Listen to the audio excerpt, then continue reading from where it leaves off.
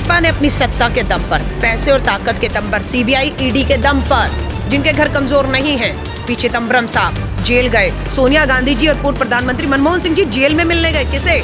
P Chidambaram जी को। खड़े रहे क्योंकि वो पार्टी के साथ खड़े हैं। गोवा का चुनाव लड़ाया पी चिदंबरम साहब ने, बाकी लोग डर गए, झुक गए, समझौता कर दिया। क्यों डरे होंगे? गलत काम किए होंगे। तो फिर गलत काम तो फिर आपकी सरकार थी उस दौरान, इसलिए मतलब आपकी सरकार ने शह दी।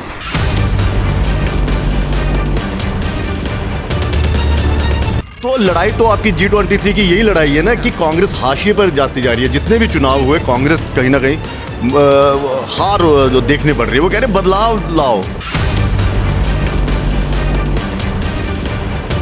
सितंबर में 22 में हमारा अध्यक्ष का चुनाव होगा और श्री राहुल गांधी जी पूर्ण बहुमत से, हम सब कार्यकर्ता चाहते हैं उनके हाथ में कमान आए और G20 मतलब आ जाके फिर गांधी परिवार पे ही आ रहे हो। जम्मू कश्मीर में आते हैं। जम्मू कश्मीर में आप किस तरह से कांग्रेस को देखते हैं? क्योंकि कांग्रेस दो खेमों में बटी हुई है। एक गुलाम नबी आज़ाद साहब का ग्रुप है, वो कहते हैं कि हम GMU जो यहाँ के अध्यक्ष हैं उनको हम मानते नहीं हैं। नमस्कार, जम्मू संवाद में आपका स्वागत है और मैं हूँ ललित खजूरिया। अलका लांबा जी पूर्व विधायक और कांग्रेस की राष्ट्रीय प्रवक्ता जम्मू कश्मीर के दौरे पर हैं और माना जा रहा है कि बहुत जल्द जम्मू कश्मीर में चुनावी बिगुल जो है वो बजने वाला है, क्योंकि परिसमन आयोग के जो इंटरिम ड्राफ्ट है वो लगभग कंप्लीट हो चुका है और गृह मंत्री साहब ने बाकायदा ये कहा हुआ है कि जब रिपोर्ट आएगी तब हम चुनावों की तैयारी और उसका ऐलान भी कर देंगे। अलका जी, स्वागत है आपका। धन्यवाद आपका। कांग्रेस को किस तरह से आगे ले जाएंगे आप? क्योंकि एग्जिट पोल ये कह रहा है कि 4 राज्यों में भारतीय जनता पार्टी वापसी कर रही है और जो एक उम्मीद थी आपके पंजाब में, वहाँ पर भी आप हाशिए पर हैं। आप एग्जिट पोल की बात कर रहे हैं और मैं उम्मीद करती हूँ 10 मार्च कल आप एग्जैक्ट पोल देखेंगे। एग्जैक्ट में, एग्जिट और एग्जैक्ट में बहुत फर्क है। होगा एग्जिट, होगा एग्जिट भाजपा का हो रहा है। कांग्रेस राहुल गांधी जी के नेतृत्व में आपको वापसी करती हुई गोवा, उत्तराखंड में सबसे पहले दिखेगी। पंजाब में जहां हम हैं वहां चन्नी जी के नेतृत्व में हम दोबारा सरकार बना रहे हैं। ये आप लिख लीजिए और आप हमें बधाई देंगे, ये आप लिख लीजिएगा कल। जहां तक उत्तर प्रदेश की बात है, प्रियंका गांधी जी ने संगठन को बनाने का काम 2020 में कोरोना महामारी में पलायन हो रहा था, मजदूरों को मदद देते हुए, महिलाएं जो हाशिए पर थी उन्हें केंद्र में लाकर 40% टिकटों में उनकी भागीदारी सुनिश्चित करके जो बदलाव किया। उत्तर प्रदेश का चुनाव जाति और धर्मों में हमेशा होता आया, हिंदू और मुस्लिम पर, उसे अगर किसी ने मुद्दों पर लाकर खड़ा किया तो वो प्रियंका गांधी जी ने किया, जिसका लाभ होते हुए इन चुनावों में आप हमें देखेंगे।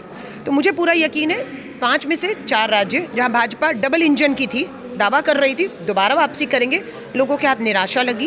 कारण बेरोजगारी, महंगाई, आपके जो है गिरती अर्थव्यवस्था में कहूँ, खेती और किसान के मुद्दे उत्तर प्रदेश में कहूँ, पंजाब में हावी रहे और बीजेपी की डबल इंजन फेल हुआ।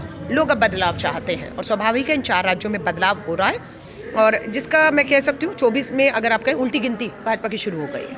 लेकिन आपके जो नेता कहते हैं वो बदलाव जो है वो कांग्रेस में होना चाहिए, क्योंकि एग्जिट पोल की अगर हम बात करें तो जो आप कह रहे हैं ये एग्जैक्ट जो है कल ही होगा, वो तो ज़रूरी है क्योंकि एग्जिट पोल कोई पैमाना नहीं हो सकता परिणामों का।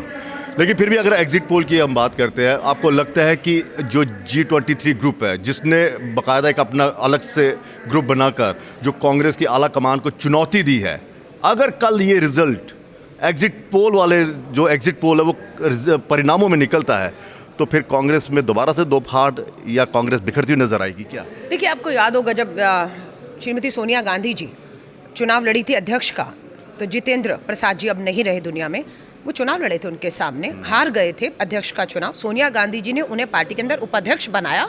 ये हमारा लोकतंत्र है।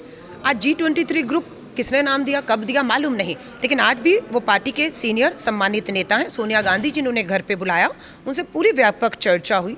जो सुझाव उन्होंने दिए हैं कि पार्टी के अंदर चुनाव होना चाहिए, सदस्यता अभियान नहीं हो रहा है, लीडर का होना, चुनाव करके एक कमान सौंपी जानी चाहिए, जिसकी प्रक्रिया शुरू कर दी गई है। सदस्यता अभियान चल रहा है हमारा। आप देखेंगे इसी सितंबर में 22 में हमारा अध्यक्ष का चुनाव होगा और श्री राहुल गांधी जी पूर्ण बहुमत से, हम सब कार्यकर्ता चाहते हैं उनके हाथ में कमान आए और G20 आ जाके फिर गांधी परिवार पे ही आ रहे हो? क्यों नहीं आएंगे? दूसरे परिवार का नाम बताइए जिसमें यहाँ परिवारवाद कह रहे हैं, ये भाजपा का शब्द दिया हुआ है। भाजपा नहीं, परिवारवाद इसलिए कह रहा हूँ, सोनिया गांधी जी, फिर राहुल गांधी जी, फिर सोनिया गांधी जी, फिर राहुल गांधी, तो लड़ाई तो आपकी G23 की यही लड़ाई है ना कि कांग्रेस हाशिए पर जाती जा रही है। जितने भी चुनाव हुए कांग्रेस कहीं ना कहीं हार जो देखने पड़ रही है। वो कह रहे बदलाव लाओ, कुछ ना कुछ बदलाव लाओ कि अब हमें परे जाना पड़ेगा इससे। अब मैं अपनी बात को रख लूं क्योंकि नहीं, भाजपा आप ने नहीं रखने के लिए भाजपा ने ये नैरेटिव सेट किया, ये परिवारवाद है। वो अपने चश्मे से देख रहे हैं और दिखाना चाहते हैं। हम कहते हैं परिवारवाद नहीं, ये बलिदानवाद है। आप कहते हैं सोनिया जी, राहुल जी, सोनिया जी। हम कहते हैं महात्मा गांधी जी ही क्यों, राजीव गांधी जी ही क्यों, इंदिरा गांधी जी क्यों, इन्हीं को कुर्बानियां क्यों देनी पड़ी? कोई और परिवार का नाम बताइए जिसने इस देश के लिए कुर्बानी दी हो और आज भी गांधीवादी विचारधारा के साथ खड़ा हो। हम उसे अपना अध्यक्ष चुन लेंगे। आप नाम तो बताइए, नाम ना कोई भी नहीं बता पाएगा। सो हमें, अगर आप देखेंगे 2000 लास्ट कौन रहा उस गांधी परिवार से प्रधानमंत्री? राजीव गांधी जी 84 में। आज 84 से 22 आ गया, 30 साल से ऊपर हो गया है, कुर्बान हो गए, शहादत दे दी। उस 30 साल में सोनिया गांधी जी कौन सी प्रधानमंत्री बनी, राष्ट्रपति बनी, उपराष्ट्रपति बनी, गवर्नर बनी? राहुल गांधी कौन से देश के प्रधानमंत्री, और प्रियंका गांधी तो किसी राज्यसभा भी हमने कहा ले लीजिए, बंगला आपसे छीना जा रहा है, बंगला रख लीजिए, नहीं, ठुकराया। और आज महासचिव कार्यकर्ता के तौर पर उत्तर प्रदेश में ताकत देने का काम संगठन को कर रही हुई राहुल गांधी जी कर रहे हैं। वही ना, गांधी परिवार का ही सहारा कह रहे हैं। हमें विश्वास है, हमें उस गांधी शब्द, उस परिवार बाकी नेताओं पे विश्वास नहीं है कि अगर कोई और बन जाए तो इसमें एतराज क्या है? नहीं, साबित करें। सिंधिया का नाम लेते थे कि ज्योतिरादित्य सिंधिया को, युवा है, चुना हुआ है, केंद्रीय मंत्री है, उसे कांग्रेस का अध्यक्ष होना चाहिए। आज कहाँ है? भाजपा की गोद में बैठा। वो तभी तो गए हैं कि आप लोग आगे नहीं आने देते। सचिन पायलट जी का भी नाम चल रहा था कि शायद तो ठीक है वो वहाँ पे बैठे हैं। गुलाम नबी आज़ाद साहब जो इतने बड़े कद्दावर नेता है, उनको साइलेंट कर दिया गया। उन्होंने सबसे पहले बिगुल फूका था आपकी नेतृत्व को लेकर, और उन पर ही इल्ज़ाम लगने लगे कि वो भारतीय जनता पार्टी के एजेंट हैं। नहीं, आप मुझे ये बताइए, आपने कहा मौका हम देने वाले कौन होते हैं? अलका लांबा को मौका देने वाली या कौन होता है? ये तो कार्यकर्ता तय करेगा ना कि उसका नेतृत्व कौन करेगा, और उसका नेतृत्व वही करेगा जिसको पार्टी, उसकी विचारधारा, लीडरशिप की भाजपा की गोद में नहीं बैठेगा। राहुल गांधी, सोनिया गांधी, प्रियंका गांधी, ये 3 गांधी नाम है। एक सेकंड, पूरी बात करनी चाहिए। सब समझौता करेंगे, भाजपा की गोद में बैठेंगे। ये 3 नाम ऐसे हैं जो कभी भी कांग्रेस की विचारधारा से समझौता करके कांग्रेस छोड़कर भाजपा की गोद में नहीं बैठेंगे, और इन्हीं तेरों पर हमें विश्वास है। मतलब आज़ाद साहब गोद में बैठ सकते हैं भाजपा की? आप तो इनडायरेक्टली इसी तरह से चल पड़े हैं। आप मेरे मुंह में जबान डाल रहे हैं कि सिर्फ 3 नहीं बैठ सकते, बाकी बैठ सकते हैं। नहीं, ज्योतिरादित्य सिंधिया के लिए कहा था, आरपीएन सिंह के लिए कहा था, और बहुत लोग छोड़कर गए हैं। रीटा बहुगुणा जोशी भाजपा की गोद में बैठे हुए, मंत्री पद ले लिए, ईडी सीबीआई से डर गए और विचारधारा बदल ली।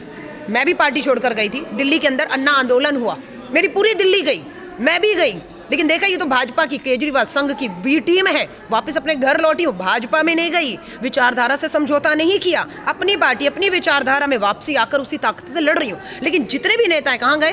भाजपा में गए। और जाने वाले, आपको लगता है कुछ और भी जाने वाले हैं? नहीं, देखिए भाजपा का क्या, मैं आपको फिर बता रही हूँ, ध्यान से सुन लीजिएगा। भाजपा ने अपनी सत्ता के दम पर, पैसे और ताकत के दम पर, सीबीआई ईडी के दम पर, जिनके घर कमजोर हैं उनकी नस दबाने का काम कर रहे हैं। जिनके घर कमजोर नहीं हैं, पी चिदंबरम साहब जेल गए, सोनिया गांधी जी और पूर्व प्रधानमंत्री मनमोहन सिंह जी जेल में मिलने गए। किसे? पी चिदंबरम जी को। खड़े रहे क्योंकि वो पार्टी के साथ खड़े हैं। गोवा का चुनाव लड़ाया पी चिदंबरम साहब ने, बाकी लोग डर गए, झुक गए, समझौता कर दिया। क्यों डरे होंगे? गलत काम किए होंगे। तो फिर गलत काम तो फिर आपकी सरकार थी उस दौरान, इसलिए मतलब आपकी सरकार ने शह दी अपने नेताओं को कि आप गलत काम करिए। एक सेकेंड, बहुत अच्छा सवाल ले लीजिएगा। हमने शह दी। अब सरकार 8 साल से किसकी है? सीबीआई, पुलिस, ईडी किसकी है? शिकंजा कसने की बजाय उन्हें भाजपा में शामिल करके चुनाव लड़ा के केंद्रीय मंत्री बना दिया। वाह क्या बात है। अगर वो कहने का मतलब ये आप कह रहे हैं कि उन्होंने गलत काम किया होगा, ईडी तभी कोई गलत, तो उन्हें मौका, तो वो तो मंत्री तो आपकी सरकार में बने थे ना। मैं ये कह रही हूँ, एक सेकंड दोबारा आप समझिए इस बात को, क्योंकि आपके दर्शकों को समझना है, आप समझने दीजिए, क्योंकि सवाल आपका समझने वाला है, एक शब्द में जवाब नहीं है। ये कह रहे हैं आप भ्रष्ट हैं और आप मेरे साथ हैं, ये कह रहे हैं आप भ्रष्ट हैं और आप मेरे साथ हैं। मैंने आप पे कार्रवाई नहीं की क्योंकि मुझे लगा आप भ्रष्ट नहीं है। एक सेकंड, ठीक है, अब सत्ता परिवर्तन हो गया, ताकत यहां से वहां चली गई, ये कहते हैं आप भ्रष्ट हैं, इनके पास आपके सबूत हैं और आपको पता है आप भ्रष्ट हैं या नहीं, आपको पता है आपके पास सबूत है नहीं, पार्टी को आपने शायद गुमराह कर दिया हो, लेकिन इनके पास सबूत है। अब इनको आपको कहाँ भेजना चाहिए था? जेल में। इन्होंने क्या कर दिया? आपको आपके सबूत दिखा के जेल भेजने की बजाय भाजपा के कार्यालय भेज के सदस्यता दिलवा दी। अच्छा, वो तो फर्क है, वो तो कह रहे हैं फिर आपके नेतृत्व में कमी है, आप पहचान नहीं पाए मुझे। नहीं, देखिए, पहचानने का काम जनता ने है। बहुत लोगों पे आरोप लगे, चिदम्बरम साहब पे भी आरोप लगे, जेल भी गए, मनमोहन सिंह जी, सोनिया जी मिलने गई, आज भी पार्टी के साथ खड़े हैं। आप समझ रहे हैं? राहुल जी ने वही कहा है, आपको डराया जाएगा। अगर आपने गलत काम किया, आपको डरना चाहिए। चलिए जम्मू कश्मीर में आते हैं। जम्मू कश्मीर में आप किस तरह से कांग्रेस को देखते हैं? क्योंकि कांग्रेस दो खेमों में बटी हुई है। एक गुलाम नबी आज़ाद साहब का ग्रुप है, वो कहते हैं कि हम GMA जो यहाँ के अध्यक्ष हैं उनको हम मानते नहीं हैं। आपने भी सुना होगा, किस तरह से आप? मैंने आज़ाद साहब से अभी से नहीं, छात्र राजनीति से जुड़ी हूँ। बहुत सीनियर नेता हैं, युवा कांग्रेस की संजय गांधी जी की राजनीति से यहाँ तक आए हैं, पार्टी को यहाँ तक लाए हैं, और आज भी मैं उनका सम्मान करती हूँ। पार्टी के कद्दावर नेता हैं, कार्यकर्ता उनके पास जाते हैं। आज भी कार्यकर्ता मंच से भी बात कर रहे हैं, कुछ उनके घर जाके भी करते हैं, मंच से भी हम उनको सुन रहे हैं, आज़ाद साहब के थ्रू भी हम सुन रहे हैं। और पार्टी नेतृत्व पूरी कोशिश करता है उन्हें जो हमारी कमियां हैं, जहां हम लोग, देखिए हम हारे हैं चुनाव, अगर तो कुछ कमियां रही होंगी, आज उन कमियों पर अगर मंथन होता है तो भी आप इसे दो फाड़ कैसे कह सकते हैं? मुझे लगता है ये एक हेल्दी लोकतंत्र है, जहां संवाद है, जहां पर मंच से लेकर, अभी आपको मंच पे कहा गया कि यहाँ पैराशूट से उतारा जाता है, यहाँ ये होना चाहिए, और प्रभारी सुन रही हैं, उनका माइक नहीं बंद किया गया, उनके खिलाफ मुर्दाबाद नहीं लगाया गया, उन्हें सुना गया, प्रभारी ने नोट किया और सुनिश्चित करेंगे कि कार्यकर्ता की बात को, चाहे नेता के थ्रू आए, रजनी पाटिल जी के थ्रू आए, गुलाम नबी आज़ाद जी के थ्रू आए, अलका लांबा के थ्रू आए, सीधा राहुल जी बोले, मीडिया के थ्रू आप उसको चलाइए, जो बात कहिए, लेकिन सुनी जाए। ये हमारे यहाँ, यानी कि आप उसको मार्गदर्शन मंडल में, गुटबाजी नहीं, आपको नहीं लगता? गुटबाजी नहीं है, डेमोक्रेसी है, लोकतंत्र है, हर आवाज को इस पार्टी में सुना जाता है और यही हमारी ताकत है। अच्छा, भारतीय जनता पार्टी 50+ का टारगेट लेकर चल रही है, आप कितना लेकर चल रहे हैं? सरकार बनाएंगे या किसी के साथ? कहाँ पर? जम्मू कश्मीर की बात कर रहे हैं। देखिए, अभी तो चुनावों की घोषणा भी नहीं हुई, अभी मुद्दे ही तय नहीं हुए हैं। अभी मुद्दे तो बहुत सारे, मुद्दे तो आप ही ने गिना दिए, महंगाई, भ्रष्टाचार, वो हमारे मुद्दे हैं ना। जनता के तो यही होते हैं मुद्दे। जनता के भी वही है। क्या जो पार्टी सत्ता में है, आज ना होकर भी यहाँ सत्ता में कौन है? किसका है गवर्नर? किसने राष्ट्रपति शासन लगाया? कौन दिल्ली से कंट्रोल कर रहा है? भाजपा। उसके मुद्दे क्या है? उसके मुद्दे सिर्फ वो होते हैं जो उनको, संघ को, मुख्यालय को, महाराष्ट्र के नागपुर वाले को सूट करते हो। जनता से कोई लेना, थोपी ना हर चीज़ें, नोटबंदी हो, तालेबंदी हो, आपने यहाँ पर सब थोप डाला, 370 लगा दी, जम्मू कश्मीर का पूर्ण राज्य का दर्जा छीन लिया आपने।